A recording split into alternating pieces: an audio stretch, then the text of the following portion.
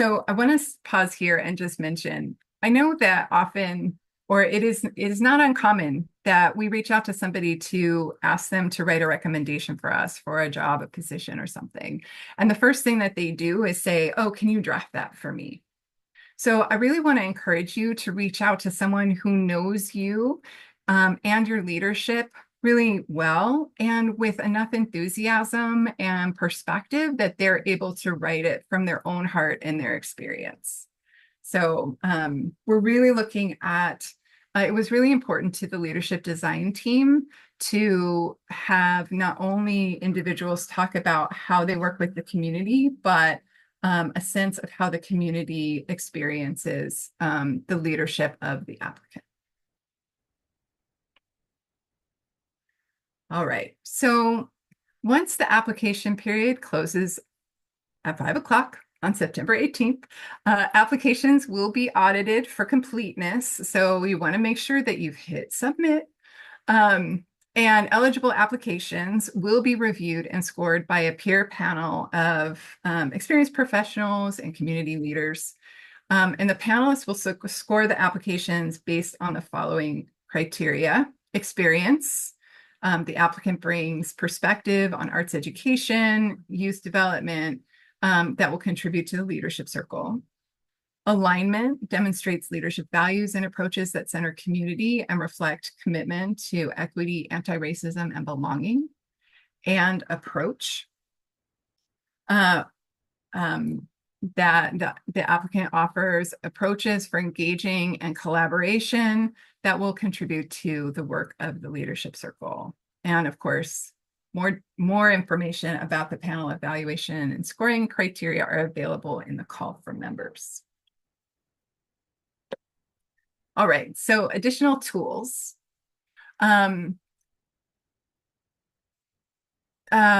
first is the application instructions. I've referenced these a couple of times already. These are available as a PDF on the Call for Members webpage.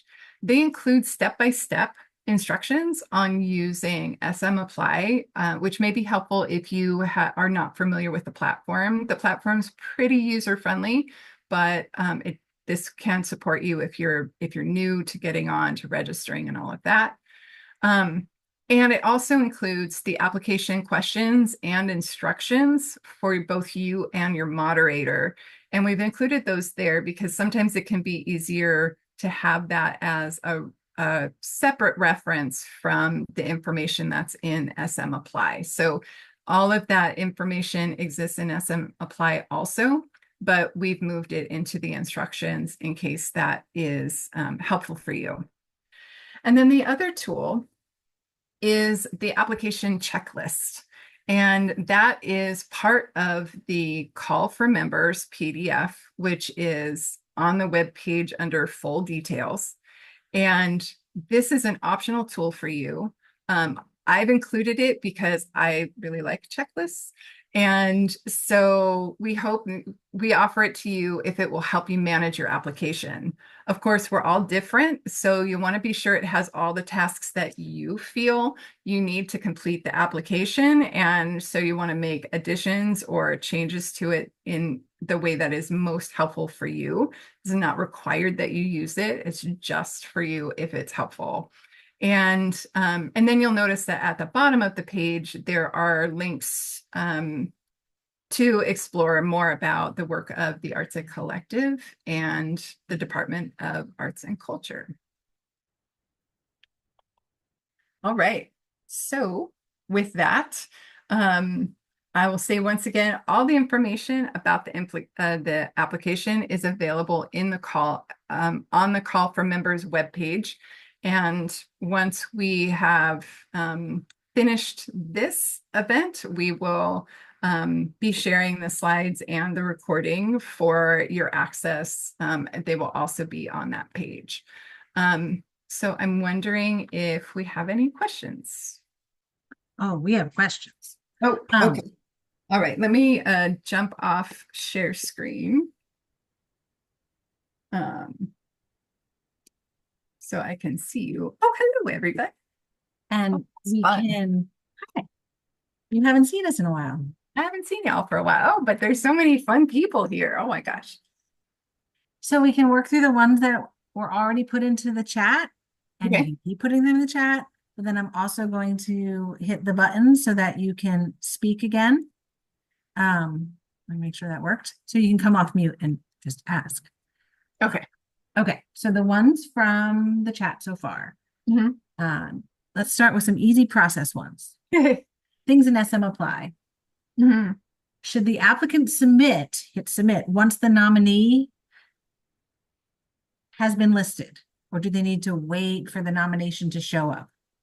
Where's the Yeah. go in hitting submit?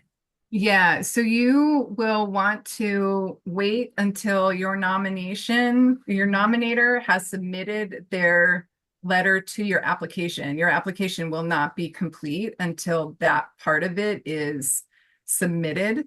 Um, so that's part of the reason I'm encouraging you all to reach out to that person early. It's super easy and straightforward for them to submit the nomination, but they do need to do that is a section of your application. So you will need to have that submitted.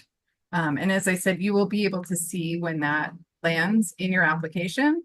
And if you have finished the responses that you have either written or recorded for your application, if those are all ready to go, once you have the nomination letter in there, then you can hit go. Okay. Are there word counts? And what There, are we have not included word counts, but we have included uh,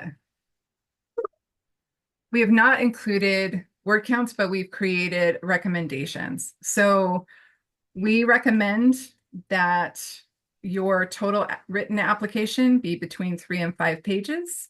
And if you choose to do an audio or video recording, that is between 3 and 5 minutes.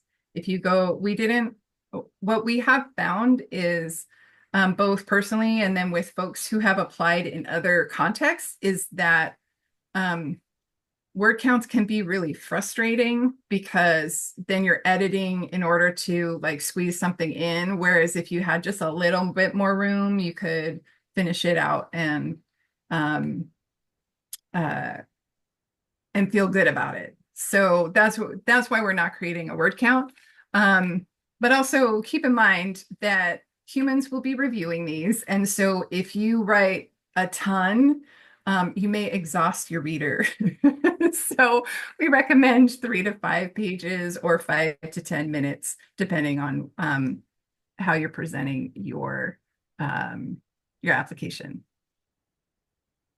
okay? So there's a few questions about eligibility. Okay. Um, so one I already answered in the chat, which was this 2 years of experience. Does it need to be in a row? Does it need to be the last 2 years? And the answer is no. There are no extra clauses to that statement. Mhm. It's just 2 years. It's not trying to create a barrier. So it does not need to be consecutive. Um, the next one. The next one. This one rubs me. I'm like bummed about this one. It says, if you work in LA County but live in Ventura County, can you apply? And I know you, and I'm thinking that that requirement is a limiter.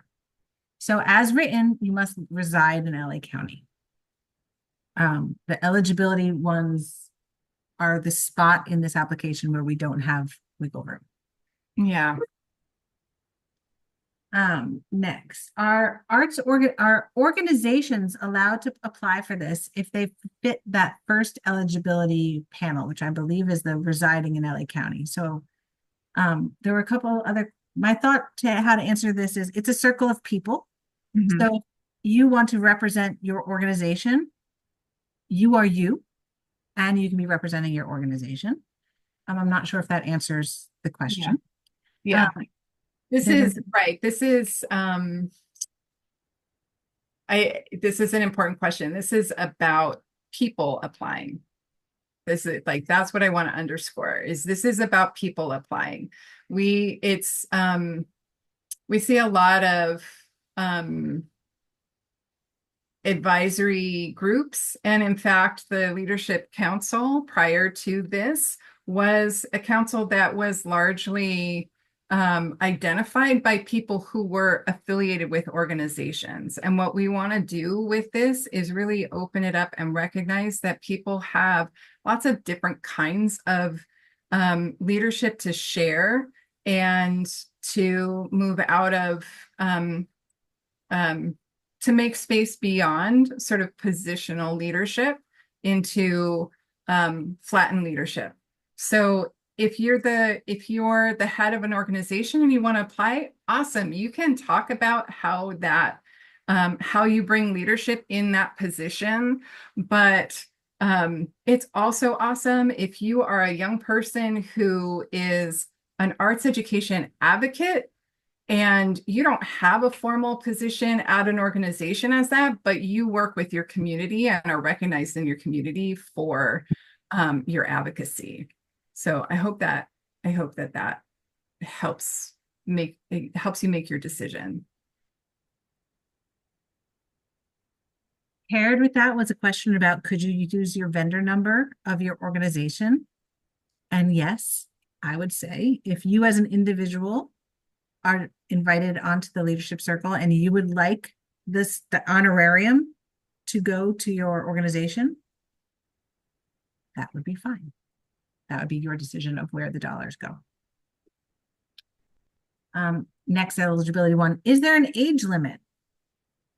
And yeah, so there isn't an age limit beyond being, again, that's one of those things that I encourage you to look at the vendor registration.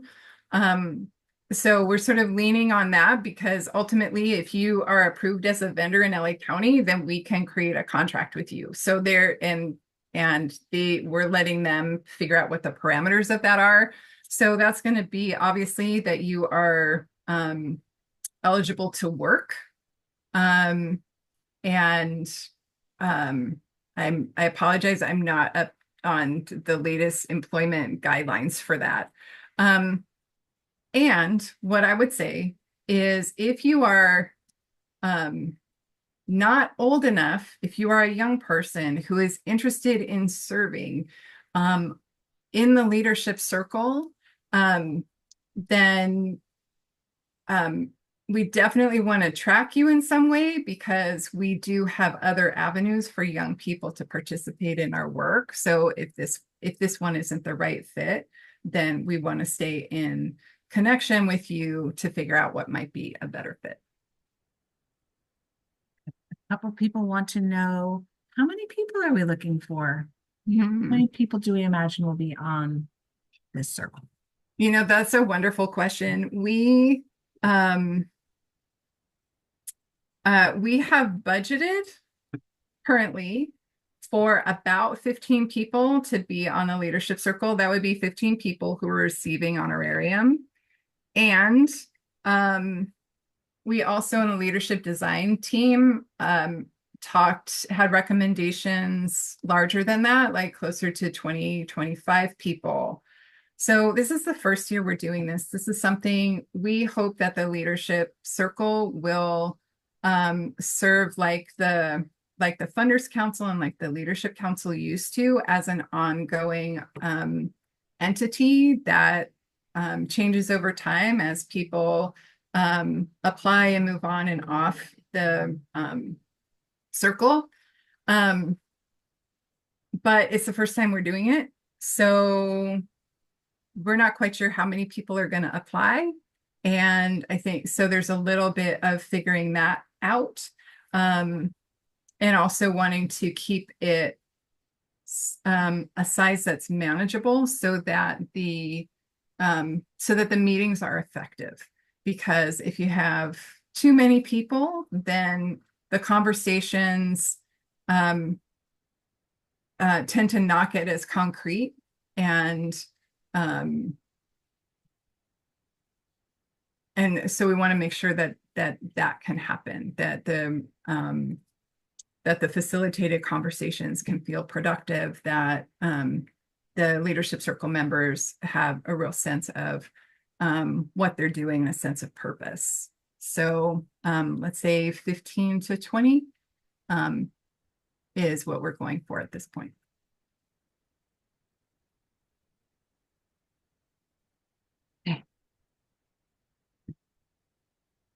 We will be sharing the PowerPoint. We answered that one in the chat. The next question, can an organization nominate someone and/or can two people be nominated by the same community member? So sort of switching the direction of things. Yeah. Well, so an organization is a thing, not a person. So clearly somebody at an organization would be the one who is tapped to recommend or nominate someone. So you would pick the person who knows you. Um, um, so, so it's a person who's nominating you and speaking to their experience with you. They might be from an organization, but they are a person who's writing that. And gosh, I guess a nominator could write a recommendation for more than one person, but I would hope that like that feels like a big ask of somebody who might be nominating. Like you are asking them um to be thoughtful in their recommendation of you. Um and so for one person to be asked to be the nominator for two different people, that feels like a big ask. And I would hope that your work with community would be such that there's more than one person who could do that for you. I think it would be much more interesting to have a nomination from somebody that is just really about you. But there isn't there's no rule that says that a nominator couldn't nominate more than one person.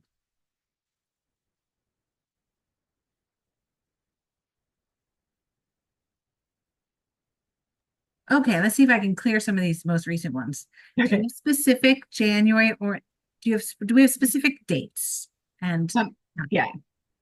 We don't have specific dates. Our goal is to have the dates for the launch and the retreat, as well as the location for the launch and retreat. So the January and March dates, by the time that the leadership circle folks are announced, so that that we're able to say, welcome. We would love for you to be part of the leadership circle. And here are the dates so that you know what you're committing to and you can take a look at your calendar and see how that works. Jennifer asks, can you please define arts education experience as it pertains to eligibility for this program? Thank you. Arts education experience. Well, I take a very broad definition of arts education and arts-based youth development. I feel like I want to say, look around the room. It could be, and some of this is listed here. It could be, if you look at like who we are, let's see, I think it's the first page of the call for leadership. It's talking about the people who are encouraged to apply. Young people who are working in school settings, that could be teachers, teaching artists, arts educators, and arts administrators, advocates, funders, other kinds of community partners that that part of your work or your experience is has specifically to do with arts education. So arts education, if we think about that in sort of school settings, so what's happening as part of a school day or after school, or arts-based youth development, which would be arts happening for young people outside of school. So in parks, in other kinds of community settings, in libraries, in institutions. So really, if you think about arts experiences for young people, awesome. Then just describe your leadership in that context. There's a similar question about what does community engagement participation look like? Mhm. And is there an example? And I would say broad definitions here. There's not a definition in the back of the call because there's not one definition. And so Yeah. speak to And your I think, understanding of it. yeah, and I guess, you know, our goal, as I said before, is really to move out of a sort of hierarchical or structural idea of leadership. And so we understand that leadership and community engagement looks different to different people. There might be, there's a wonderful artist who keeps coming to mind for me who uh, works not only in Los Angeles, but across the US. And she's regularly at festivals and doing workshops and doing large kinds of events. Well, that's one kind of community engagement. But community engagement could also be the students who gather together at a that gather together as a team to advocate to the um, the arts advocacy team at their school for more arts education because they were seeing that that there was an inconsistency of what was offered to them. So they got together and were advocating. So that's a much smaller kind of community engagement. But these were young people who were engaging with the adults, not only at their school, but in their school community about the thing that they wanted. So, and I would say it's everything in between those. I think that you're really welcome to, welcome and encouraged to define that for yourself. If there's something about this offering that sounds right to you, then write to that.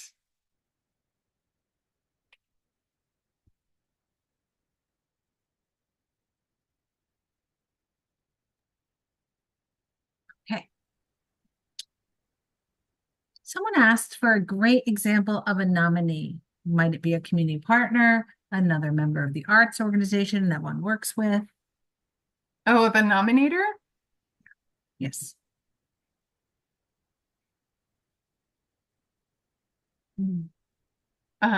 Gosh, a specific example. You answered it before, Jillian. You said the specific example would be someone who knows you well. Yeah. So that could be somebody that you work with, but it could also be somebody in your community that is somebody who a colleague, let's say. So it could be a colleague who knows you really well and has seen your work. How you work with people has either been impacted by it or has seen it happen or both. It could be it could be a teacher or a teaching artist who has worked with a young person and really has seen the leadership that that young person carries with them. Uh, yeah, it could be gosh, it's a really hard question because it feels so personal to me. It feels like yeah, it feels like a very personal question to me rather than finding the perfect person to ask.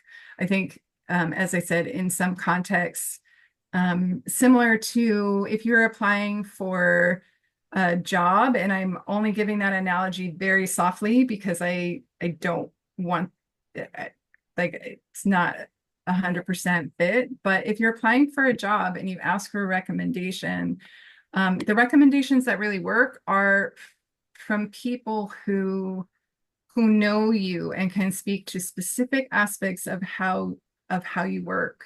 So this would be somebody who has seen you in your leadership, has experienced you in your leadership. Again, as I said, either seeing it happen or engaging in it and having been impacted by that leadership.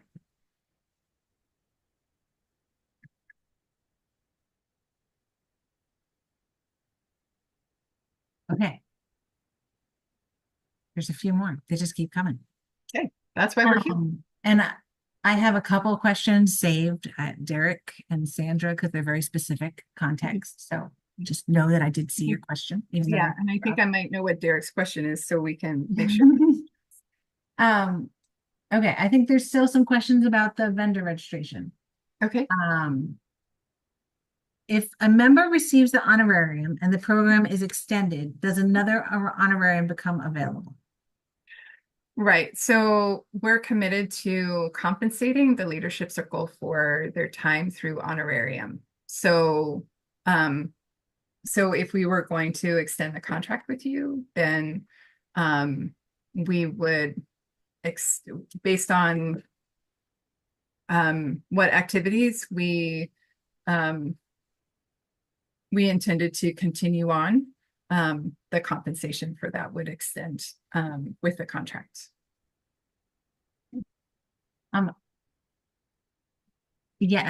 Someone asked if they can use their organizational vendor number, and yes, you can. The money would then go to the organization. That's who would be contracted with the county. There was a, and I just want to underscore that point. It means that we're writing a contract with your organization. So it's not just using the organization's vendor number, it's also making sure that the organization knows that that they're going to be contracting with us, like that's okay. So clearing that with the organization that would be okay with them. a follow-up, would that mean that anyone from the organization could fulfill the duties? And I think that goes back to, it's a circle of individuals. Yeah, you are applying as a person. So you're bringing your knowledge and you might bring your knowledge and expertise from your particular context, but that will be true of everyone. And so no, if you apply and you're seated on the leadership circle, you can't then say, oh, my colleague Joe is going to sit in for me that day. It's really about you and the continuity. As I mentioned, the first part of the leadership circle service is actually around leadership development and networking, community building, collaboration. And so it's really like, that is about the people who are in the room. There was a question about when will the retreat be scheduled in terms of weekdays versus weekends and taking off work, trying to plan ahead. Yeah, that is a good question. And I don't know at this point. I'm sorry. I apologize. I don't know. Okay.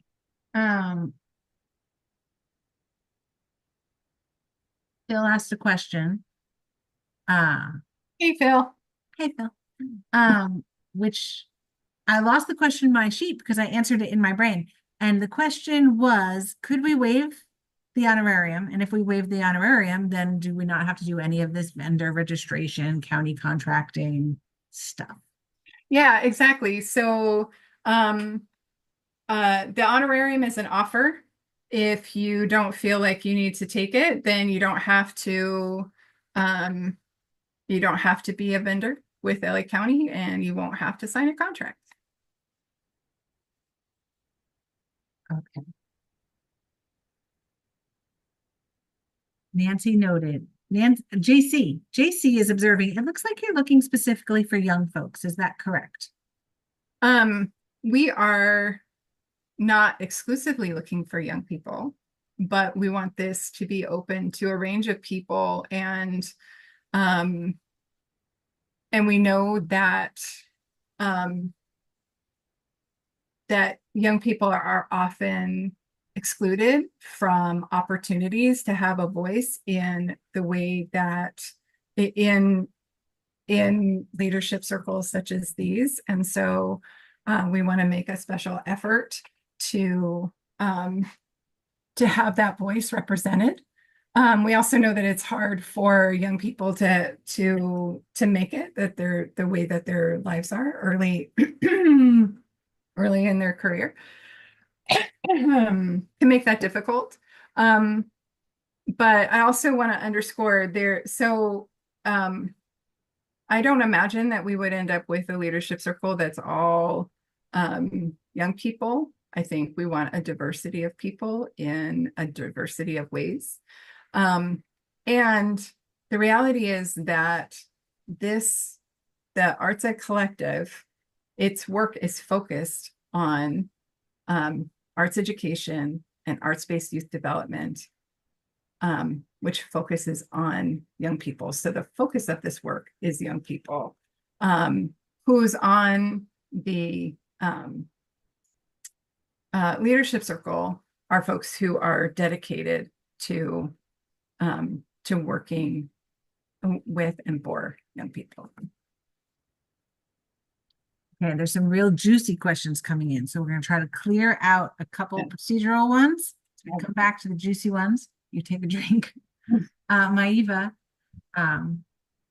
wanted to know if there was any restrictions on who can we ask to write a recommendation, and there isn't, right? You decide. Nope. Okay. And we shared in this conversation some definitions about what we mean by arts education and community engagement, and they want to know if that will be, will these definitions be available for panelists so they'll know how to score the applications? And will feedback be available for applicants on their application, whether invited to the circle or not? So the specific definitions, which I think are general definitions, of that we've talked about here. How can I answer that? I got one. Yeah, you go for it, Megan. So this is being recorded, and there'll be a publication of this, as well as any other questions that we receive that will be shared and become part of the call for members. So that documentation will all be shared with the panelists. And so we will all be working with the same information. And yes, it is protocol of the Department of Arts and Culture to invite people who have submitted applications to ask for feedback on what they submitted and to hear what panelists commented on it. So that will be public information, and we'll set up a process where you can call and we can schedule calls if you don't want to hear the feedback. Okay, we have 4 minutes left. Okay. Oh my gosh, time flies. Actually, we scheduled this to 5, so if we haven't addressed your question and it's real technical, if you can stay on, or we'll follow up with you. Yeah. But Nancy asked, what kinds of programming activities or goals do you foresee or expect the leadership circle to initiate or engage in? Is this about program creation or advocacy? She's seeking to understand the actual expectations for activities of the members. Mm-hmm. So a lot of this is outlined in the call for members. Specifically, there's, I went over sort of the high points of both the call and the application, but I encourage you to take a look at the call for members itself, and it lays out the kinds of activities that the leadership circle will be engaged in sort of broad strokes. The first major activities will be the launch and the retreat, which, as I mentioned before, are really around leadership development and network building communication and collaboration around the leadership circle itself. And then beginning in May of 2025 through June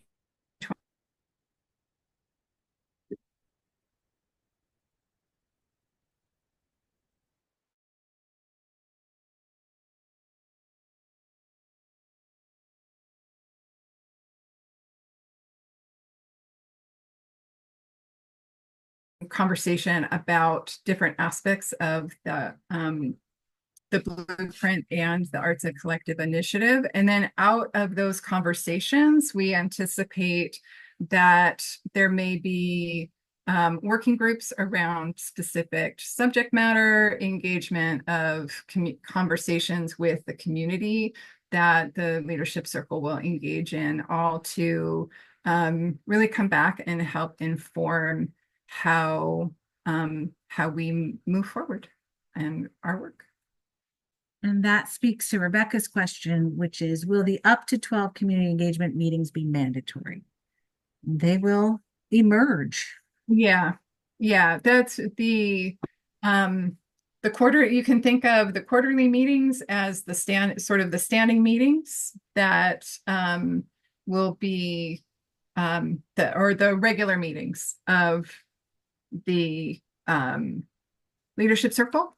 And then the community meetings are going to be more fluid and generative. So there'll be conversation out of these quarterly meetings will come these conversations.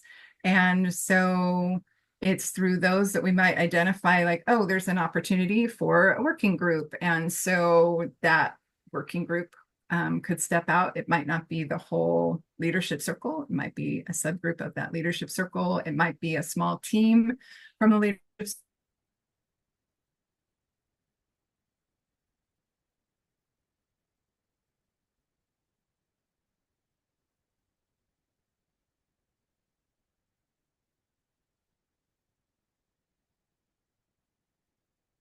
really frank. We we're going to learn a lot in this first iteration of the leadership circle. And so we've provided these landmarks, the launch, the retreat, and the quarterly meetings to create the structure.